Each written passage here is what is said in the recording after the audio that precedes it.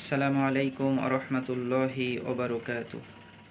আলহামদুলিল্লাহ, সমস্ত প্রশংসা আল্লাহ তাআলার, সমস্ত গুণগান, সমস্ত গুণকীর্তন সেই মহান রবের জন্য, যিনি আমাদেরকে অতি ভালোবেসে, অতি যত্ন সহকারে, অতি মহাব্বাত করে আমাদেরকে সৃষ্টি করিয়াছেন। আলহামদুলিল্লাহ, আলহামদুলিল্লাহি আলা কুল্লি হাল। আল্লাহ তালার কাছে আমরা অলওয়েজ মোনাজাত একটা দোয়া করি, রব্বানা আতিনা ফিদ দুনিয়া হাসানা অফিল আখিরাতি হাসানা ওয়াকিনা আযাবান নার।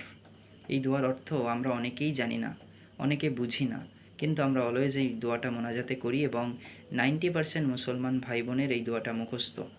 বাট এই দোয়ার যদি অর্থ আমরা বুঝতাম, এই দোয়াটা পড়তে আরও ইন্টারেস্টেড লাগতো।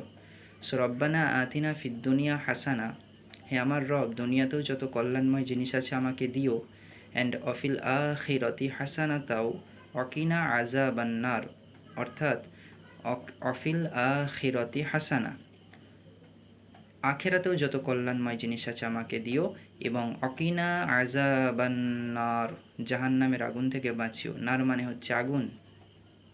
তার মানে প্রথম স্টেপ রব্বানা আতিনা ফিদ দুনিয়া হাসানা, হাসানা মানে হচ্ছে কল্যাণ, এবং দুনিয়া মানে দুনিয়ার কথা বলছে, অর্থাৎ দুনিয়াতে যত কল্যাণময় জিনিস আছে আমাকে দিও, এবং অফিল আখিরাতি হাসানা, আখেরাতেও যত কল্যাণময় জিনিস আছে দিও। হাসানা মানে হচ্ছে কল্যাণ, আর আখেরাতের দিন অকিনা আযাবান নার, নার মানে হচ্ছে আগুন, জাহান্নামের আগুন থেকে আমাকে বাঁচিও। তো দুনিয়ার কথা প্রথম এসেছে, দুনিয়াতে আগে সফল হতে হবে, দুনিয়াতে আগে সাকসেস হতে হবে। দুনিয়া সাকসেস হলে, অর্থাৎ দুনিয়াতে আমল এবং সালেহগুলো এত সুন্দরভাবে গোছাতে হবে, আখিরাতেও ইনশাআল্লাহ আমরা সফল হয়ে যাব। তো সেই জন্য দুনিয়া আর আখিরাতের সফলতা যেন আমাদেরকে দান করেন। আমিন সুম্মা আমিন।